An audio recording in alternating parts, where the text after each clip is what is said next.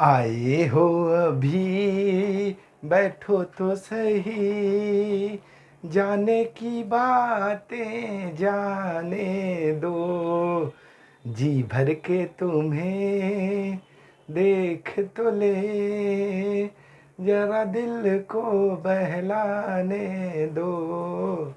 आए हो अभी बैठो तो सही, जाने की बातें जाने दो। हेलो दोस्तों, आपका स्वागत है स्टडी विद IAS चैनल में। दोस्तों, कल की जो क्लास हुई थी दोस्तों, मैंने वो क्षोभ मंडल और समताप मंडल के बारे में बता दिया हुआ था। और आज की क्लास दोस्तों मैं उसी के आगे शुरू करने जा रहा हूँ, यानी कि मध्य मंडल को लेकर दोस्तों।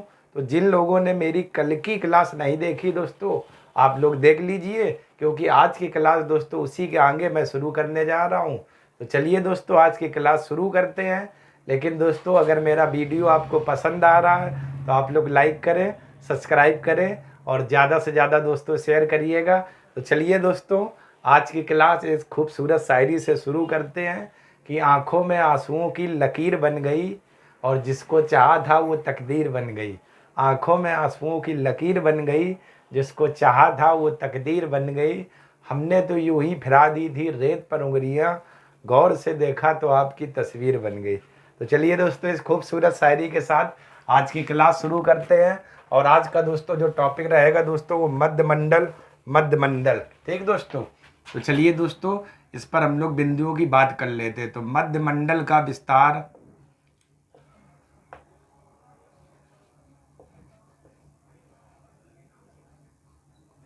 मध्य मंडल का विस्तार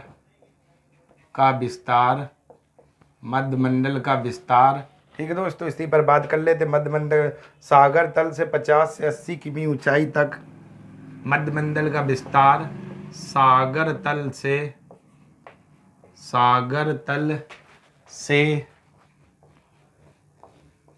50 से 80 किमी मतलब दोस्तों किलोमीटर, 50 से 80 किलोमीटर की ऊंचाई तक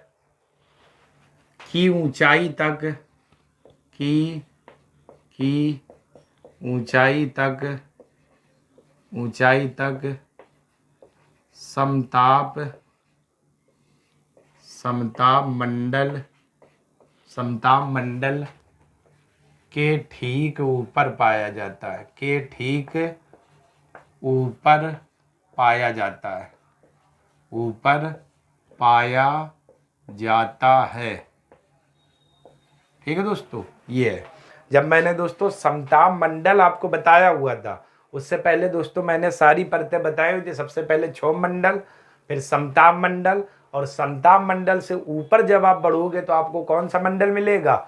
मध्य मंडल। तो इसी मध्य मंडल का जो विस्तार है दोस्तों, ठीक, वो दोस्तों आपका कहाँ पर है? 50 से 80 किलोमीटर की ऊंचाई तक ठीक समताप मंडल के क्या ऊपर पाया जाता है। यही दोस्तों इसमें लिखा हुआ है और यही मैं आपको समझाने का प्रयत्न कर रहा हूं। ठीक दोस्तों, तो पहला पॉइंट आपका ये रहा मध्य मंडल का। इसके बाद दूसरे दोस्तों पॉइंट की बात करें तो इस मंडल में भी क्षोभ मंडल की तरह क्षोभ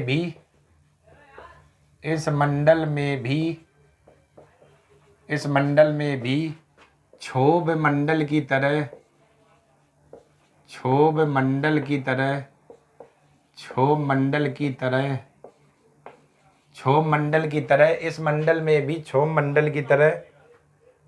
ऊंचाई बढ़ने के साथ साथ तापमान में कमी होने लगती है। क्षोभ मंडल की तरह ऊंचाई बढ़ने के साथ साथ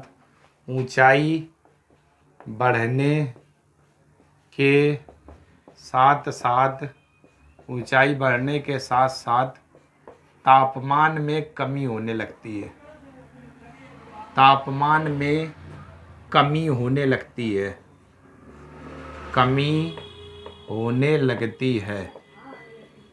होने लगती है। ठीक है दोस्तों, यानी जो ये मध्य मंडल दोस्तों आप लोग देख रहे हैं, जिस प्रकार क्षोभ मंडल में हम लोग ऊंचाई की ओर जब जा रहे थे तो दोस्तों तापमान में कमी आ रही थी, सेम दोस्तों उसी प्रकार मध्य मंडल में जैसे हम ऊंचाई के साथ साथ ऊपर बढ़ते चले जाएंगे तो तापमान में दोस्तों क्या कमी आने लगेगी, तापमान में कमी आने लगेगी दोस्तों। यही पॉइंट लिखा हुआ है। इस मंडल में भी क्षौम मंडल की तरह ऊंचाई बढ़ने के साथ साथ तापमान में क्या कमी होने लगती है, कमी होने लगती है। इसके बाद दोस्तों अगले अगर पॉइंट की बात की जाए तो जरा देख लेते हैं।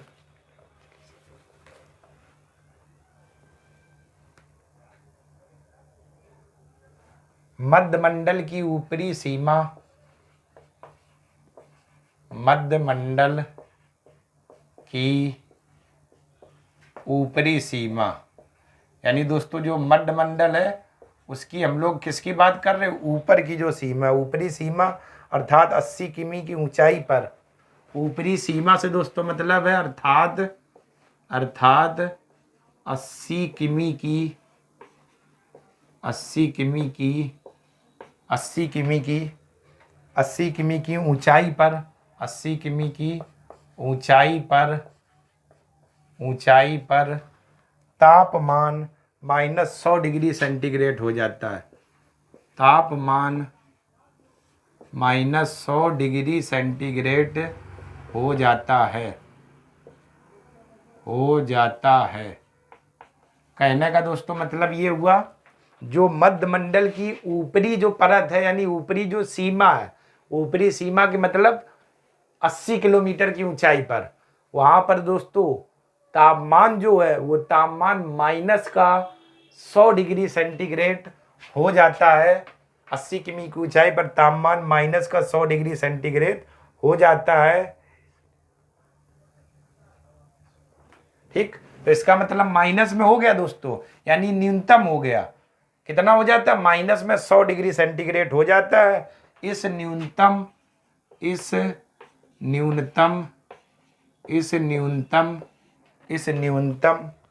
तापमान की सीमा को, इस न्यूनतम तापमान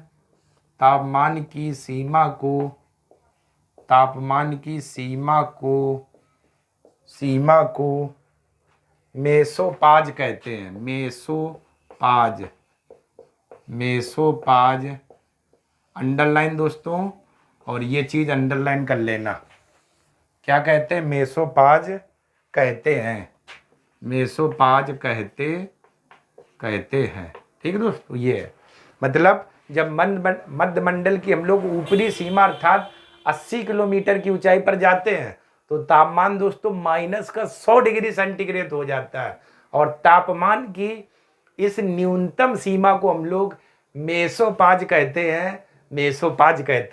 ठीक है दोस्तों, यही लिखा हुआ है, देख लीजिए। मध्य मंडल की ऊपरी सीमा अर्थात 80 किमी की ऊंचाई पर तापमान -100 डिग्री सेंटीग्रेड हो जाता है। इस न्यूनतम तापमान की सीमा को मेसोपाज कहते हैं। मेसोपाज जो आयन मंडल को मध्य मंडल से अलग करती है, जो आयन मंडल को मध्य मंडल से अलग करती है।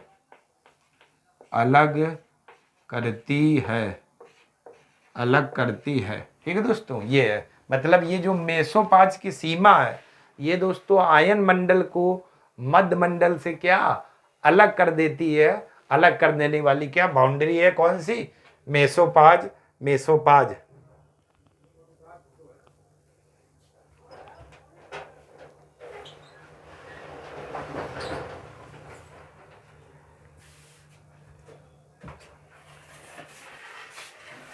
ठीक है दोस्तों, तो ये आपका है दोस्तों। तो चलिए दोस्तों, आप लोग इतने का स्क्रीनशॉट ले लो। इसके बाद दोस्तों हम लोग आगे बात करते हैं अगले तापमंडल को लेकर। तो आप लोग इतने का दोस्तों स्क्रीनशॉट ले लीजिए।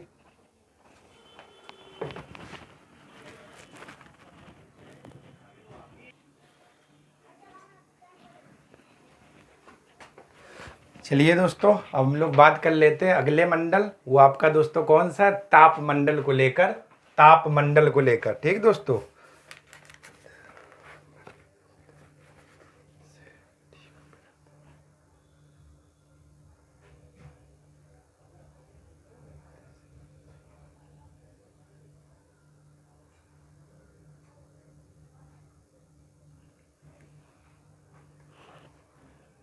ठीक है दोस्तों। तो यहाँ पर दोस्तों हम लोग इस पे पॉइंट बात करते हैं, मध्य सीमा से, मध्य सीमा, मध्य सीमा से ठीक ऊपर, से ठीक ऊपर, मध्य सीमा से ठीक ऊपर, ऊपर स्थित, ऊपर स्थित, यहाँ पर दोस्तों लिख देते ऊपर स्थित, ऊपर स्थित, ऊपर स्थित वायुमंडल के भाग को, ऊपर स्थित वायुमंडल, वायुमंडल, ऊपर स्थित वायुमंडल के भाग को, के भाग को, के भाग को तापमंडल कहते हैं, के भाग को तापमंडल कहते हैं, तापमंडल कहते हैं। ठीक दोस्तों, मतलब मध्यमंडल जो मैंने बताया वो मध्यमंडल के जब ऊपर बढ़ेंगे, जो मध्य सीमा आ जाएगी बिल्कुल बीच वाला भाग, ठीक, तो वही दोस्तों लिखा हुआ है कि मध्य सीमा से ठीक ऊपर स्थित वायुमंडल, वायुमंडल के भाग को तापमंडल कहते हैं दोस्तों, ठीक है ना। जिसमें बढ़ती ऊंचाई के साथ, जिसमें बढ़ती ऊंचाई के साथ, जिसमें, जिसमें बढ़ती ऊंचाई के साथ, जिसमें बढ़ती ऊंचाई के साथ, जिसमें बढ़ती ऊंचाई के साथ, साथ तापमान में तीव्र वृद्धि होती है, तापमान में तीव्र वृद्धि होती है, तापमान में तीव्र वृद्धि होती है, तीव्र वृद्धि होती है।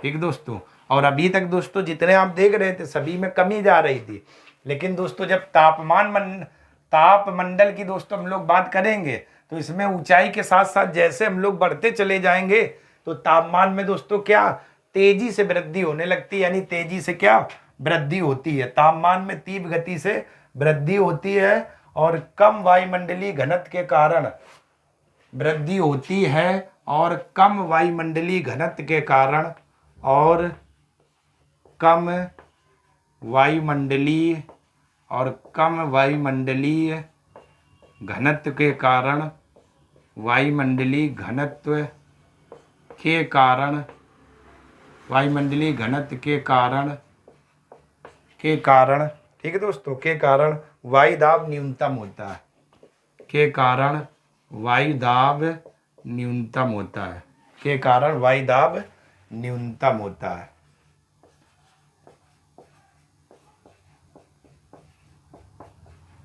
ठीक दोस्तों, तो दोस्तों वायुमंडल में जो परतें पाई जाती, क्षोभ मंडल, समताप मंडल, मध्य मंडल, मध्य मंडल के जब ऊपर दोस्तों हम लोग जाएंगे यानी कि मध्य सीमा में, तो सीमा में एक जो परत मिलेगी जिसे दोस्तों हम लोग क्या बोलते हैं, तापमंडल, तापमंडल।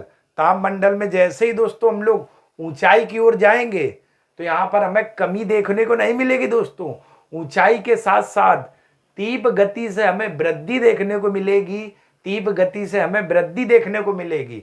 चूंकि वायुमंडल का क्या घनत्व, वायुमंडल का कम वायुमंडलीय घनत्व के कारण यहाँ का जो वायुदाब होता है दोस्तों कैसा होता है, न्यूनतम होता है, न्यूनतम होता है। जो वायुमंडलीय घनत्व है दोस्तों वो कम होता है, और वायुमंडलीय घनत्व कम होने के कारण यहाँ जो वायुदाब होगा वो न्यूनतम होता है, न्यूनतम होता है दोस्तों। ठीक, वही वर्डिंग लिखी हुई है।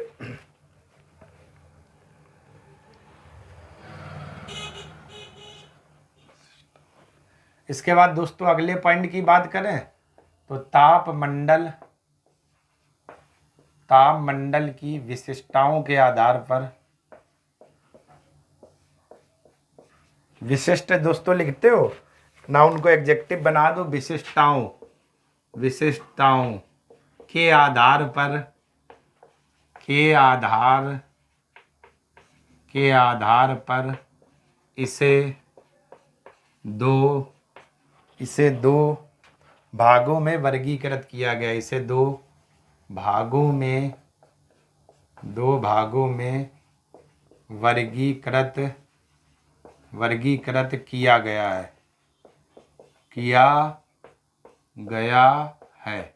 और दोस्तों वो दो भाग कौन से, पहला दोस्तों हम लोग बात करें तो पहला आपका है आयन मंडल, आयन मंडल, ठीक है दोस्तों। और दूसरे दोस्तों हम लोग भाग की बात करें तो दूसरा दोस्तों जिसे हम लोग बोलते हैं आइनोज स्पीयर, आयन मंडल को दोस्तों बोलते हैं आइनोस्फीयर, आइनोस्फीयर दोस्तों बोला जाता है, आइनोस्फीयर, SPHERE, आइनोस्फीयर, ठीक है दोस्तों, आइनोस्फीयर। इसके बाद ये दोस्तों आपका जो अगला दूसरा भाग है इसे बोलते हैं दोस्तों बहिर्मंडल, ठीक है दोस्तों, बहिर्मंडल।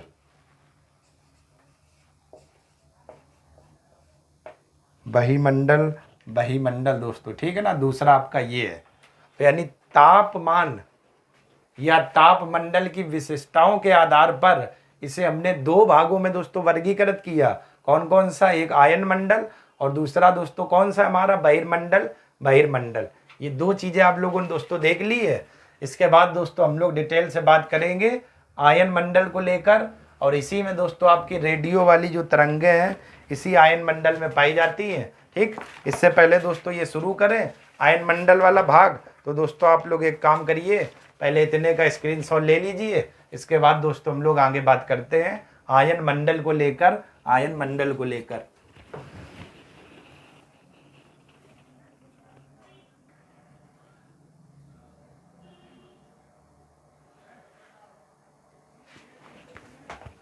चलिए दोस्तों अब हम लोग बात कर लेते हैं आयन मंडल को लेकर, आयन मंडल, ठीक। ताप मंडल के दोस्तों आपने दो परतों में हमने विभक्त किया था, एक आयन मंडल और एक बहिर्मंडल। तो दोस्तों सबसे पहले तो हम लोग बात करेंगे आयन मंडल, ठीक। तो पहला पॉइंट, धरातल से 80 से 640 किमी की ऊंचाई तक। तो पहला दोस्तों हम लोग पॉइंट लिखते हैं, धरातल से 80, धरातल से 80 से 640 किमी, 640 किमी, ठीक है दोस्तों, किमी की ऊंचाई तक, की ऊंचाई तक विस्तृत, ऊंचाई तक विस्तृत वायुमंडल के भाग को, वायुमंडल के भाग को आयन मंडल कहते हैं, आयन मंडल कहते हैं, आयन मंडल कहते हैं, ठीक दोस्तों। ये आपका पहला पॉइंट, यानी धरातल से अगर बात करें तो 80 से 640 किमी की ऊंचाई तक विस्तृत वायुमंडल के भाग को दोस्तों हम लोग क्या बोलते हैं, आयन मंडल कहते हैं, आयन मंडल कहते हैं दोस्तों, ठीक। धरातल से 80 से 640 किमी की ऊंचाई तक विस्तृत वायुमंडल के भाग को दोस्तों हम लोग क्या पढ़ते हैं, आयन मंडल कहते हैं।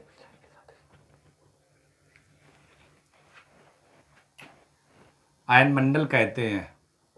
ऊंचाई के साथ साथ, ऊंचाई, ठीक है दोस्तों, ऊंचाई के साथ इस मंडल में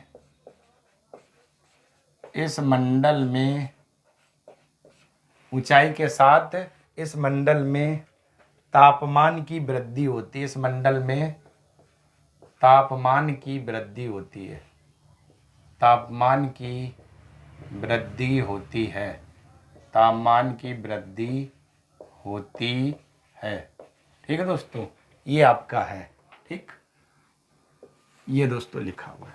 यानी कि जब हम ऊंचाई के साथ इस मंडल में जाएंगे, यानी ऊंचाई की ओर जाएंगे, तो इसमें भी दोस्तों हमें क्या, तापमान में वृद्धि देखने को मिलेगी, कमी नहीं, तापमान में क्या, वृद्धि देखने को मिलेगी, ठीक है दोस्तों, ये है। और धरातल से 80 से 640 किमी की ऊंचाई तक विस्तृत वायुमंडल के भाग को दोस्तों हम लोग क्या बोलते हैं, आयन मंडल।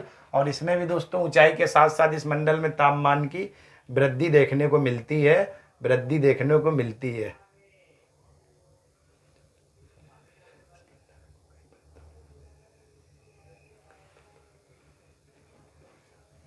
इसके बाद दूसरा दोस्तों पॉइंट की बात करें, इस मंडल को कई परतों में दोस्तों क्या विभक्त किया गया है, जिसमें से 4 परतें पाई जाती हैं। जरा देख लेते हैं। इस मंडल को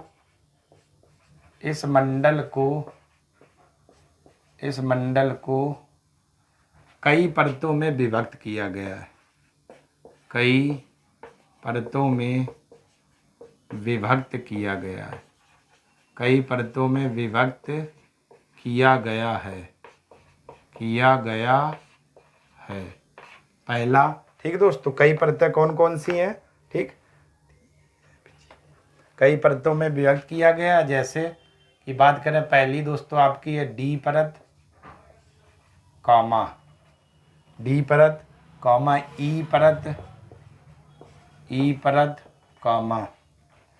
एफ परत तथा जी परत। ठीक है दोस्तों। तो इस मंडल को दोस्तों हमने कितने परतों में विभाजित किया हुआ है? 4 परतों में क्या विभक्त किया हुआ है। और वो दोस्तों 4 परतें कौन कौन सी है? डी परत, ई परत, एफ परत और दोस्तों क्या जी परत। ठीक, यानी जब चित्र दोस्तों देखोगे तो ये पृथ्वी, ये आपका दोस्तों कौन सा क्षोभ मंडल, ये समताप मंडल, ये मध्य मंडल, ठीक है दोस्तों, ये ताप मंडल और इस ताप मंडल में आपका आयन मंडल है। इसी में दोस्तों जब ये ताप मंडल में आप जाओगे तो इसी में डी ई एफ जी ऐसे ऊपर की ओर दोस्तों क्या 4 परतें दोस्तों आपको देखने को मिलेंगी। इन्हीं परतों को दोस्तों क्या बोला जाता है? डी परत, ई परत, एफ परत और दोस्तों क्या जी परत कहते हैं दोस्तों। ठीक, फिगर में दोस्तों मैंने बताया हुआ था आपको। तो इन्हीं पर दोस्तों हम लोग विस्तार से चर्चा करेंगे। ठीक, ये है विभक्त किया गया। तो सबसे पहले दोस्तों हम लोग अब बात कर लेते हैं यहाँ पर डी परत को लेकर। डी परत क्या है? डी परत को लेकर इस पर बात कर लेते हैं।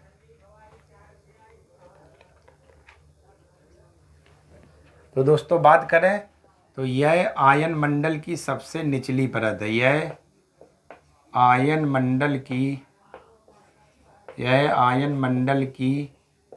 सबसे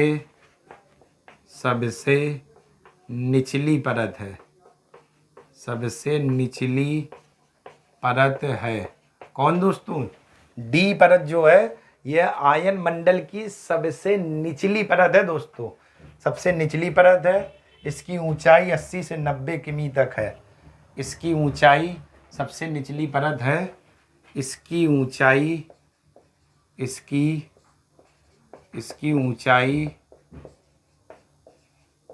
से 99 किमी तक है। 80 से 99 किमी तक है। ठीक दोस्तों, यानी अगर आपसे सवाल वहाँ पर पूछा जाए कि आयन मंडल की सबसे निचली परत कौन सी है, तो दोस्तों आपका होगा आयन मंडल की सबसे निचली परत दोस्तों कौन सी है? डी परत, जिसकी ऊंचाई दोस्तों कितनी? 80 से 99 किमी तक है। इस परत से रेडियो की निम्न आवृत्ति की तरंगों का परावर्तन होता है। इस परत से रेडियो की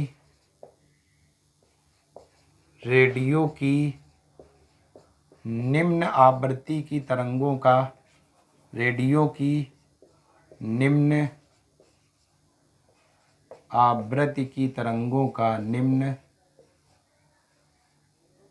निम्न आवृत्ति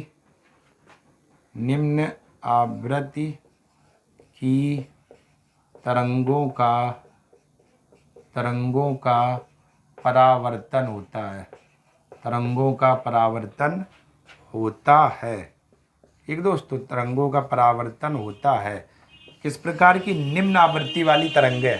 तो क्वेश्चन जरा दोस्तों देखना, आयन मंडल में पाई जाने वाली जो 4 परतें हैं डी ई एफ जी, उनमें से कौन सी ऐसी परत है जिनमें निम्न आवृत्ति वाली तरंगों का परावर्तन होता है? तो आपका आंसर होगा दोस्तों डी परत।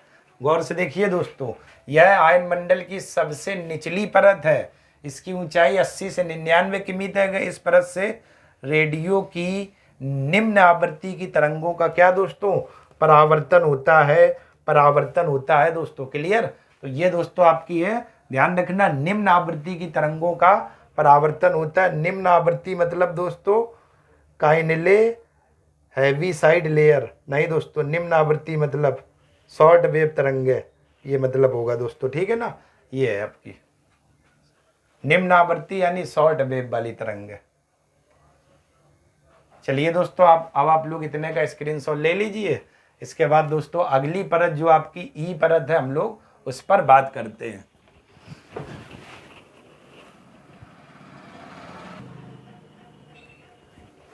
चलिए दोस्तों, अब हम लोग बात करते हैं आयन मंडल की अगली परत, और उस परत का दोस्तों नाम है ई परत। ई परत दोस्तों, ये हेडिंग पड़ी हुई ई परत। ठीक है दोस्तों, तो इस परत का विस्तार 99 से 150 किमी की ऊंचाई तक पाया जाता है। इस परत का विस्तार, इस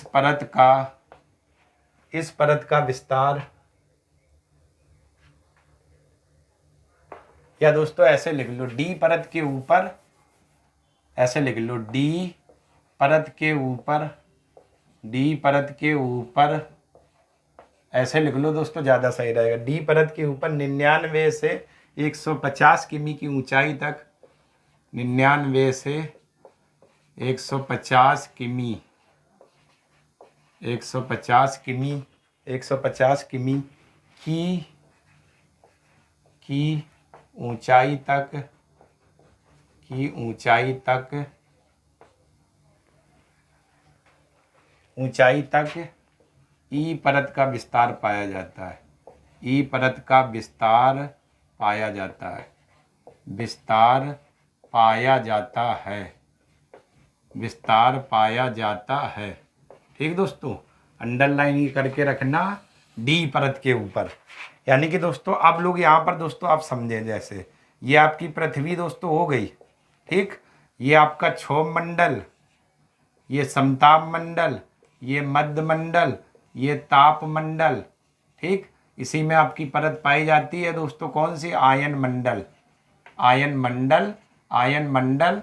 और वहाँ पर दोस्तों डी, ई, एफ और जी इस तरीके से परतें पाई जाती है, जिसमें से आयन मंडल की सबसे निचली परत डी, और डी परत के ऊपर दोस्तों 99 से 150 की किमी की ऊंचाई तक दोस्तों कौन सी?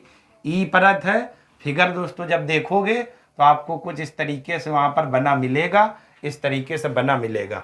तो वही दोस्तों लिखा हुआ डी परत के ऊपर, इस चित्र में देखो, डी परत के ऊपर 99 से 150 किमी ऊंचाई तक ई परत का क्या दोस्तों? विस्तार पाया जाता है। वही मैंने दोस्तों चित्र में लिखा हुआ है। ठीक है ना, तो आप लोग थोड़ा ध्यान रखिएगा दोस्तों, ठीक, इस प्रकार के। चलिए दोस्तों इसे रब कर देते हैं, हम लोग अपना आगे का विस्तार लिखते हैं। ई परत का विस्तार पाया जाता है। इस परत को केनली हैवी साइड परत भी कहते हैं। इस परत को केनली हैवी साइड परत भी कहते हैं, परत भी कहते हैं। ठीक दोस्तों, अंडरलाइन रखना, केनली हैवी साइड निम्नलिखित में से किस परत को कहते हैं? तो दोस्तों आपका आंसर होगा ई परत को, ई परत को, केनली हैवी साइड परत। ठीक है ना दोस्तों, किसे कहते हैं? ई परत को।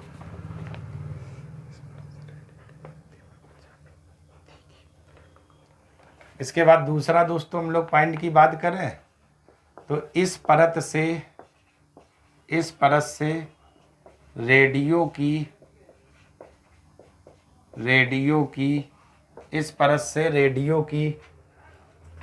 की मध्यम एवं उच्च आवृत्ति की तरंगों का परावर्तन होता है। मध्यम एवं उच्च आवृत्ति की तरंगों का परावर्तन होता है, तरंगों का परावर्तन होता है, तरंगों का परावर्तन होता है दोस्तों। तो ये दोस्तों आप लोग ध्यान रखिए, कौन सी? मध्यम एवं उच्च आवृत्ति वाली तरंगें, ठीक, यानी बीच वाली और उच्च वाली। तो रेडियो की जो मध्यम और उच्च आवृत्ति वाली तरंगे हैं उनका परावर्तन दोस्तों आयन मंडल की किस परत से होता है?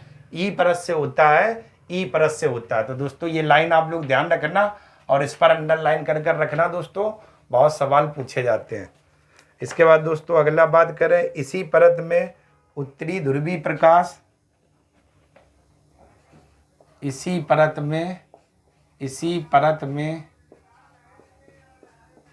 उत्तरी ध्रुवीय प्रकाश, इसी परत में उत्तरी ध्रुवीय प्रकाश व दक्षिणी ध्रुवीय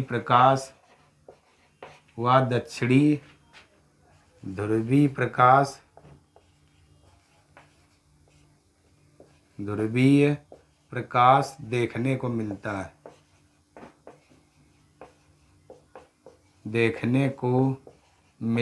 है। ठीक दोस्तों, ये है। तो जरा चीजों को दोस्तों फिर आप लोग समझिएगा। देखो, डी परत के ऊपर 99 से 150 किमी की ऊंचाई तक ई परत का विस्तार पाया जाता है। इस परत को केनली हैवीसाइड परत भी कहते हैं। इस परत से रेडियो की मध्यम एवं उच्च आवृत्ति की तरंगों का क्या दोस्तों? परावर्तन होता है। इसी परत में दोस्तों यहाँ पर होना चाहिए, क्योंकि इसी परत में उत्तरी ध्रुवीय प्रकाश व दक्षिणी ध्रुवीय प्रकाश देखने को मिलता है। इसी परत में उत्तरी ध्रुवीय प्रकाश दोस्तों, जिसे अरोरा बोरियालिस आप लोग कहते हो इंग्लिश में, उत्तरी ध्रुवीय प्रकाश जिसे अरोरा बोरियालिस व दक्षिणी ध्रुवीय प्रकाश जिसे अरोरा ऑस्ट्रियालिस आप लोग कहते हो दोस्तों। मैं उसी प्रकाश की बात कर रहा हूँ जिसे दोस्तों आप लोग इंग्लिश में अरोरा बोरियालिस यानी उत्तरी ध्रुवीय प्रकाश और दक्षिणी ध्रुवीय प्रकाश यानी अरोरा ऑस्ट्रियालिस की बात कर रहे हैं। तो इसी परत में आपको दोस्तों क्या देखने को मिलता है?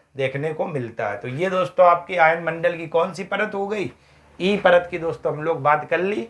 तो चलिए दोस्तों, आप लोग इतने का स्क्रीनशॉट ले लीजिए। 2 परतें बची हुई हैं, उस पर भी दोस्तों हम लोग बात कर लेते हैं।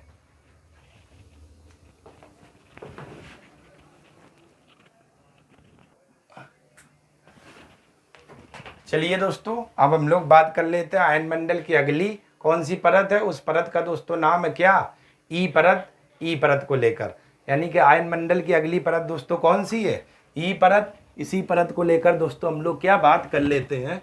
आयन मंडल की अगली ई परत।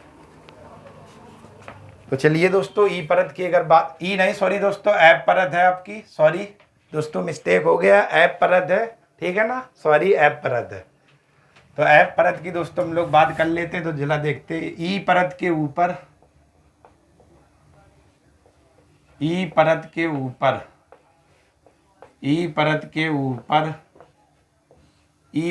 ऊपर 150 से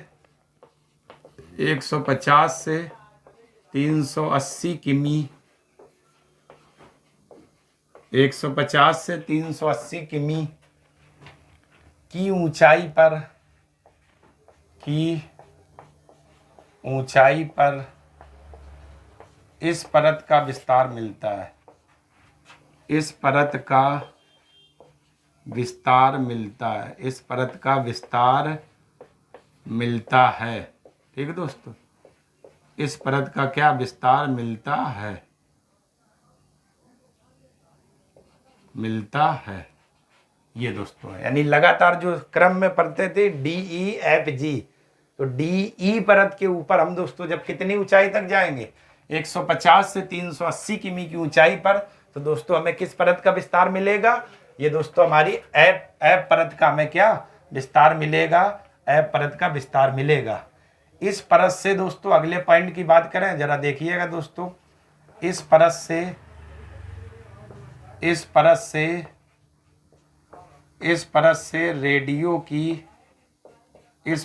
दोस्तों रेडियो की लघु तरंगे परावर्तित होती हैं। रेडियो की लघु तरंगे परावर्तित होती हैं। लघु तरंगें परावर्तित होती हैं दोस्तों। ठीक है ना दोस्तों, ध्यान रखना। रेडियो की कौन सी तरंगें आ रही? लघु तरंगें। किससे? किस परत से दोस्तों? एफ परत से, एफ परत से। ई परत के ऊपर इसका विस्तार मिलता है और इससे दोस्तों रेडियो की लघु आवृत्ति वाली तरंगें परावर्तित होती है। लघु आवृत्ति वाली तरंगें क्या? परावर्तित होती हैं दोस्तों। यानी लघु तरंगें क्या? परावर्तित होती है और रेडियो में दोस्तों ये जाती हैं। ठीक, इसके बाद दोस्तों अगली आयन मंडल की जो परत है दोस्तों, वो दोस्तों आपकी कौन सी है? जी परत। जी परत पर दोस्तों हम लोग बात कर लेते हैं आपकी अगली जी परत। इसकी दोस्तों बात करें, यह है आयन मंडल की सबसे ऊपरी परत है। यह है आयन मंडल की सबसे ऊपरी परत है। सबसे ऊपरी परत है, आयन मंडल की सबसे ऊपरी परत है। ठीक, कौन सी दोस्तों? जी परत। यह आयन मंडल की सबसे ऊपर होगी दोस्तों। मैंने अभी चित्र बना के आपको बताया हुआ था DEFG, तो इसका मतलब आयन मंडल की क्या? यह सबसे ऊपरी परत है जिसमें सभी प्रकार की रेडियो तरंगें परावर्तित होती हैं। यह आयन मंडल की सबसे ऊपरी परत है। इसकी ऊंचाई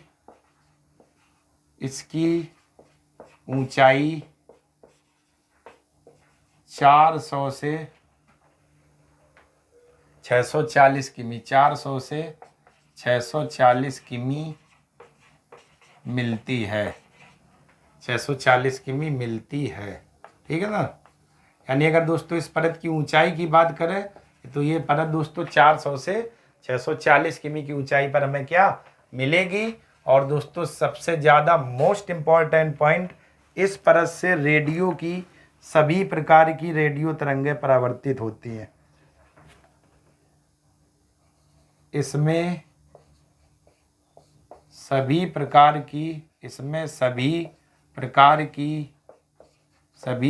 की रेडियो तरंगें परावर्तित होती हैं। रेडियो तरंगें परावर्तित होती हैं, मतलब निम्न आवृत्ति वाली, मध्यम आवृत्ति वाली, उच्च आवृत्ति वाली रेडियो की सभी प्रकार की तरंगें दोस्तों क्या इस परत से परावर्तित होती हैं। क्लियर दोस्तों? सभी प्रकार की मतलब निम्न आवृत्ति वाली, मध्यम आवृत्ति वाली, उच्च आवृत्ति वाली। तो ये दोस्तों जो जी परत है आयन मंडल में, इसमें सभी प्रकार की रेडियो तरंगें आपकी क्या परावर्तित होती हैं। और यह दोस्तों आयन मंडल की सबसे ऊपरी परत है। इसकी ऊंचाई 400 से 600 किमी तक मिलती है। और ये दोस्तों आप लोगों ने क्या एफ परत के बारे में देख लिया। ठीक दोस्तों, तो ये दोस्तों आपका रहा आज की क्लास में दोस्तों कौन सा मध्य मंडल और एक दोस्तों ताप मंडल। और ताप मंडल के मैंने 2 पार्ट किए हुए था, एक था आयन मंडल। तो आयन मंडल तक दोस्तों आज आपकी क्लास है। कल जो क्लास होगी दोस्तों वो बहिर्मंडल पर हम लोग बात करेंगे। तो चलिए दोस्तों पहले आप लोग इतने का स्क्रीनशॉट ले लो, फिर दोस्तों हम लोग आगे बात करते हैं। चलिए दोस्तों आप लोगों ने स्क्रीनशॉट ले लिया होगा। तो आज की क्लास में दोस्तों आप लोगों ने मध्य मंडल और ताप मंडल देखा। और ताप मंडल को 2 भागों में दोस्तों हम लोगों ने विभक्त किया था, जिसमें से पहला था आयन मंडल। इस आयन मंडल को भी देखा और आयन मंडल में 4 प्रकार की परतें पाई जाती दोस्तों, इनको भी देख लिया। कल दोस्तों हम लोग बहिर्मंडल को लेकर बात करेंगे दोस्तों। तो दोस्तों अगर मेरा वीडियो आपको दोस्तों पसंद लग रहा है या पसंद आया है तो दोस्तों आप लोग लाइक करें, सब्सक्राइब करें और ज़्यादा से ज़्यादा दोस्तों शेयर करिएगा अगर वीडियो आपको पसंद आ रहा दोस्तों। ठीक है ना। तो चलिए दोस्तों आज की क्लास यहीं तक रखते हैं और कल दोस्तों हम लोग बहिर्मंडल पर बात करेंगे। तब तक के लिए दोस्तों आप सभी लोगों का धन्यवाद दोस्तों। आपका दिन शुभ हो और माँ सरस्वती आपके ऊपर कृपा बनाकर रखे और आपका जीवन हमेशा खुशियों से भरा हो। तब तक के लिए दोस्तों आप सभी लोगों का धन्यवाद दोस्तों।